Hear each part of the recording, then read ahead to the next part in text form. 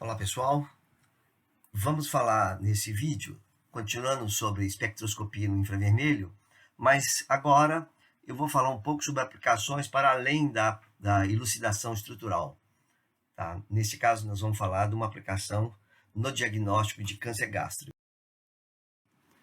Nós havíamos mostrado em outros vídeos que a espectroscopia no infravermelho ela é muito importante na elucidação da fórmula estrutural de compostos orgânicos, mas ela é também utilizada em análise quantitativa. Na nossa disciplina, nós não abordamos esse aspecto, mas essa análise, como outras análises, ela é baseada numa relação direta entre a concentração da espécie a ser analisada e um sinal gerado pela interação da radiação com a amostra. Então, nesse vídeo, nós vamos ver um exemplo prático desse aspecto de análise quantitativa. Tá? O artigo que eu escolhi para falar para vocês é publicado nessa revista Espectroquímica Acta, Espectroscopia Molecular e Biomolecular, e ele trata da comparação do soro de pacientes com câncer gástrico com pessoas saudáveis, empregando espectroscopia por um infravermelho com transformado de Fourier. O trabalho foi desenvolvido por um grupo da China e publicado em 2013. Segundo os autores, o câncer gástrico ele mata em torno de 25 pessoas a cada 100 mil habitantes na China, o que é um número expressivo, e o diagnóstico geralmente é feito por meio de histopatologia. Isso tem uma série de problemas, e um deles que depende do julgamento do patologista e da experiência dele, e um outro aspecto está relacionado com a coleta da amostra, que emprega método invasivo e causador ao paciente. A espectroscopia no infravermelho já tem sido utilizada, né, para revelar mudanças bioquímicas em nível molecular.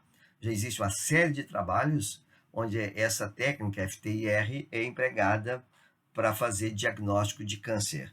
Então, nesse trabalho que eu vou discutir agora, a proposta é o desenvolvimento de uma metodologia para diagnóstico de câncer gástrico por FTIR empregando soro sanguíneo.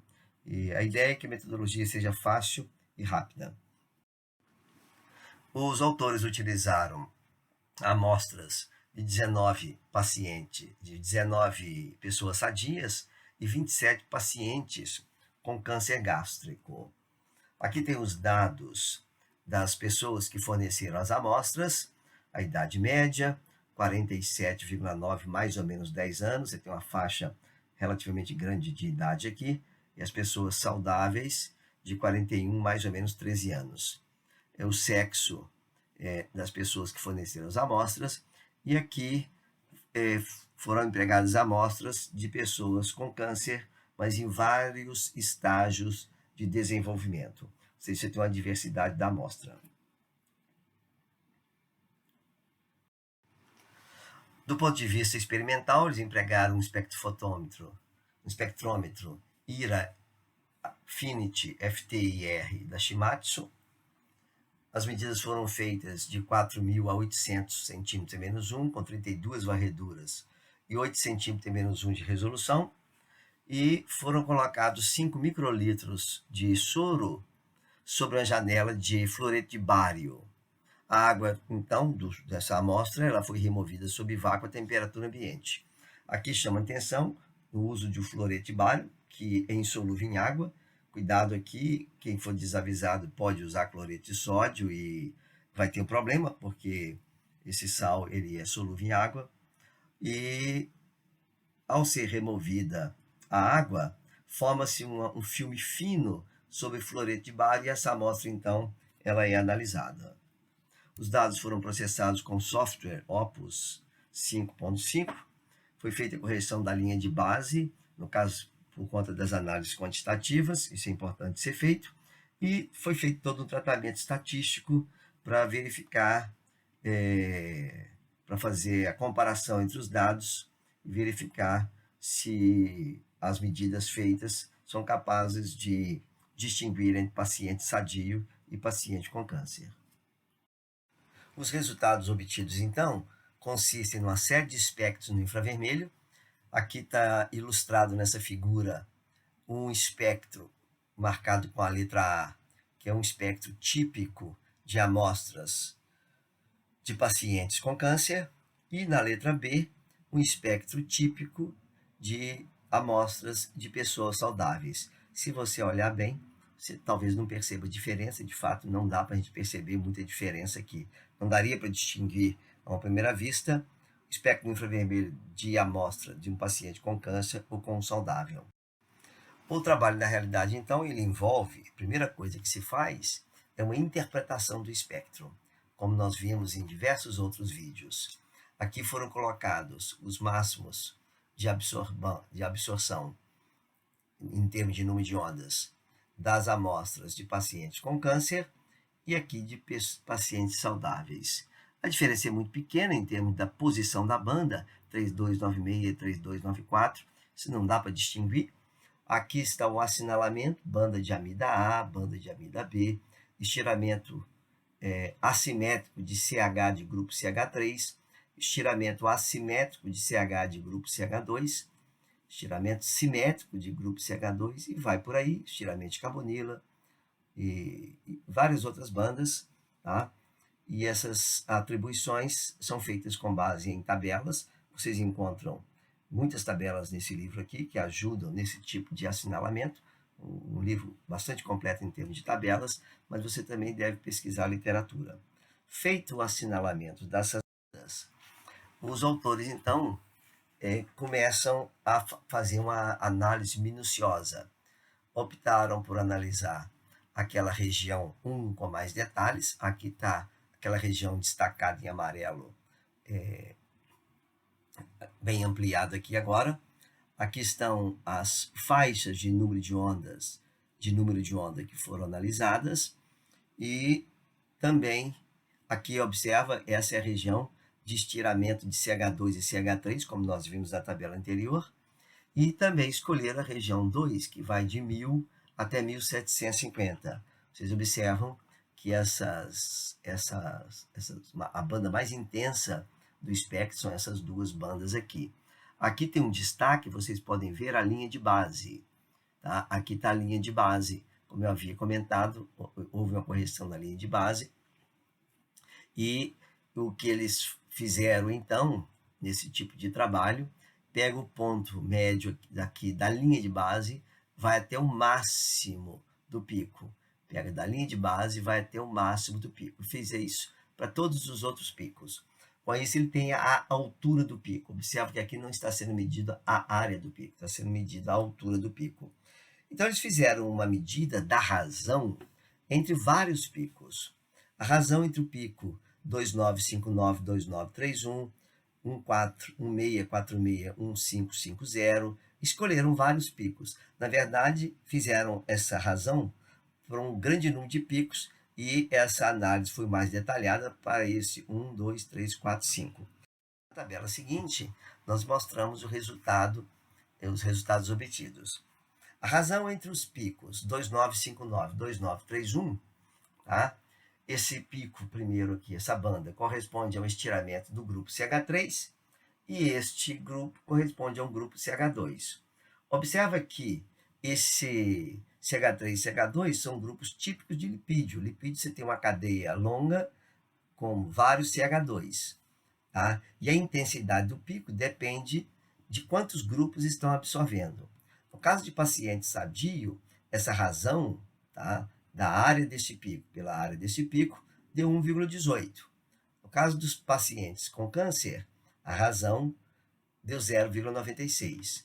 A conclusão que se chega, então, é que pacientes sadios possuem lipídios de cadeia mais curta ou ramificada em relação aos pacientes sadios. Existe uma diferença na composição do lipídio, porque esse número aqui, essa razão, ela depende do tamanho da cadeia do lipídio.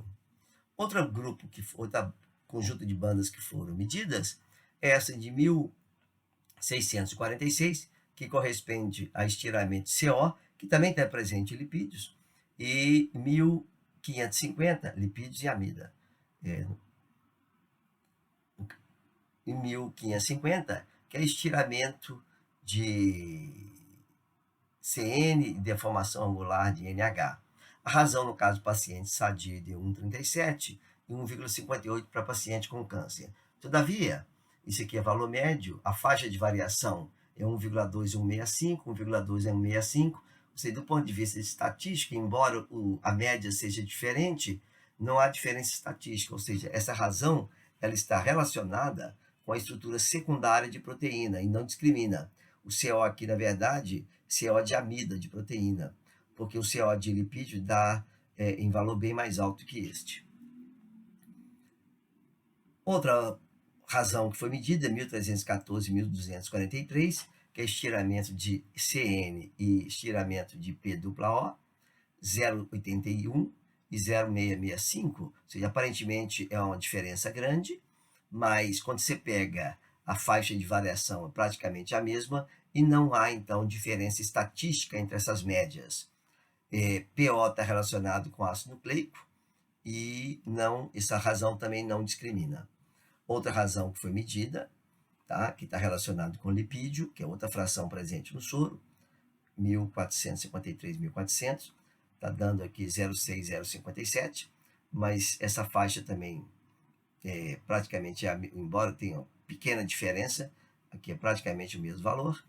E, finalmente, em 1080 e 1550, essa razão, ela também não discrimina. Você observa que, embora a média seja ligeiramente diferente, tá, essa medida ela está relacionada com absorções associadas ao DNA e não discrimina. Finalmente, os autores pegaram uma banda na faixa de 1000 a 1160, nessa região, 1140 e 1000, ela revela contribuições do DNA para o espectro. A investigação com base foi feita, então, com ajuste da curva. Você tem uma curva que é contínua, você vê que ela tem um ombro aqui, ela continua, tem um máximo e tem um outro ombro. Essa curva, então, foi analisada e ela, na verdade, ela é o resultado da absorção desta banda, mais essa outra banda, cujo máximo foi aqui calculado computacionalmente, mais essa banda central. A banda em 1114, essa de cá, ela está associada com absorções relacionadas ao RNA, a banda central com absorções devido a ácido nucleico, de um modo geral, e a banda 1028 está relacionada com a absorção do DNA. No caso de paciente sadio, a razão da banda de RNA para DNA foi 2,902. No caso de paciente com câncer, essa razão foi 0,806. O valor aqui é muito expressivo e, de fato, a análise estatística mostra que esses valores discriminam sim. E mais detalhadamente ainda, 88,9% dos pacientes com câncer, essa razão é menor que 1,3. E no caso de indivíduos sadios, essa razão é maior que 1,3, ou seja, 1,3 é o limiar para distinguir entre paciente com câncer e indivíduo sadio. Ou seja, a razão dessas bandas, ela serve, tem um poder diagnóstico, diagnosticando aí com quase 90% de... As conclusões desse trabalho, então, são as seguintes. O estudo da composição química do soro sanguíneo pela técnica FTIR tem potencial no diagnóstico de pacientes com câncer de estômago. A razão da intensidade das bandas 2959 e 2931 tem valor diagnóstico. Em pacientes com câncer, essa razão é menor que 1,05. Pelo ajuste de curvas da região de 1140 a 1000 cm menos 1, a razão RNA-DNA é menor que 1,3, indica paciente com câncer. Agradeço aos colegas do professor Dr. Elcio Santiago, Claudinei, Andrade, por sugestões no vídeo. Se quiser saber mais sobre espectroscopia no infravermelho, veja a referência 1. E se quiser mais saber sobre a aplicação da espectroscopia no infravermelho como uma técnica para diagnóstico de pacientes com câncer, veja esse artigo de revisão que acabou de ser publicado nessa revista Câncer. Espero que vocês tenham apreciado esse vídeo e até uma próxima.